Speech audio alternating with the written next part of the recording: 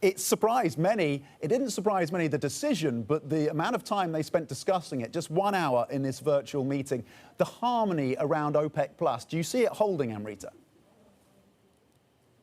Yeah, for now, definitely so. It felt a bit like everybody's in a holiday mood. It feels like an end of August, early September meeting for sure. Just wish some of the real, actual Vienna ones were as smooth back in the day.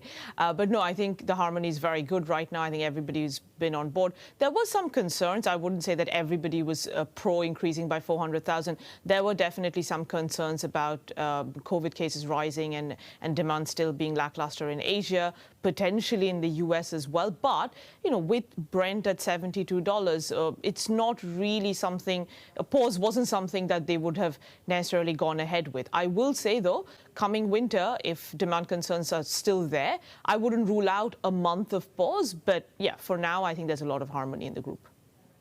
Yeah, that was the interesting line, the most interesting line that jumped out from your notes. All of it interesting, of course, and well worth the read. But the fact that you could get this pause at some point in the winter, giving themselves optionality, in your view, where do market fundamentals stand at this point when we weigh up those pressures from the slowdown in China and COVID, of course?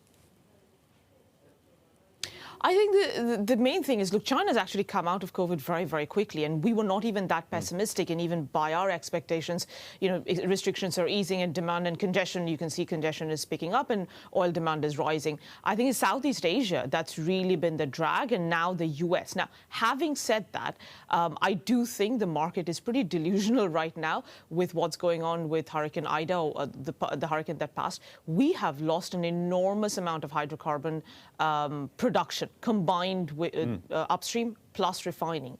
And the market is very confused right now because of the damages. Nobody's been able to go in and assess exactly how much is lost and for how long. I think that does give OPEC some leeway. Even if you're losing demand, you are losing a lot of production right now that could help them balance the market, even say come November and demand hasn't picked up as materially as they would have hoped for. When it comes, you look over the horizon at 2022, there's a view from OPEC Plus that you're going to be getting a surplus as early as January. You do not agree with that view, and in fact, you've been downgrading some of your production outlooks. Just run us through that and flesh that out for us. I think the main point, and you mentioned this, the ability for even some of the OPEC members to raise production is really in question right now. I mean, look at their export numbers. West Africa in particular, but even some of the Middle Eastern OPEC members just haven't been able to raise production. Even Russia, where there's a lot of focus, if you look at how much production has been going up, it's been pretty flat, around 10.4, 10.5 million barrels per day this summer. And people are talking about, including OPEC, by the way, talking about 11.78 for Russian production next year. They've never done those kind of numbers. So that's where I think we said that these are based on unrealistic expectations of demand and supply for next year's numbers. I mean, the group is, or the Secretariat, I should say, is calling for 1.6 million barrels per day of stock builds. We've got pretty flat balances for next year's numbers. So that's where the baffling thing is. And yes, of course, they have to say that every country will raise production per quota, but the reality is very, very different. Voices out of Tehran talking down the prospects of near-term deal. When should the market start pricing in, though, additional Iranian production? And I think this is the most interesting thing, because our balances that I just said are calling for flat kind of stock builds include Iranian production. So we are including it pretty much from late this year, and the ramp up is all of next year.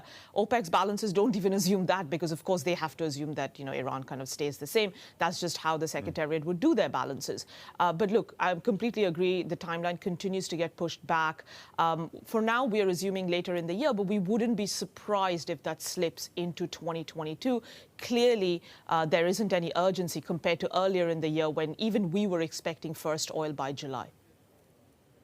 OK, you talked about pricing, for OPEC Plus at least, around this sweet spot, $70 a barrel. Does that level maintain and be sustained until the end of the year? Where do you see prices? Yeah, I think so, especially, again, hurricane season, there's a lot more to come, but Ida in itself has I mean, on our calculations, net hydrocarbon lost could be 35 to 40 million barrels right now, prices should be higher going into the year end. And particularly, I will highlight natural gas prices are soaring, and that will boost liquids demand in places like Bangladesh, Pakistan, even Japan. We have seen when gas prices are this high, they will switch to burning fuel oil, and we are already starting to see signs of that. So I think that's another thing for the market to focus on, that nat gas prices are absolutely sky high.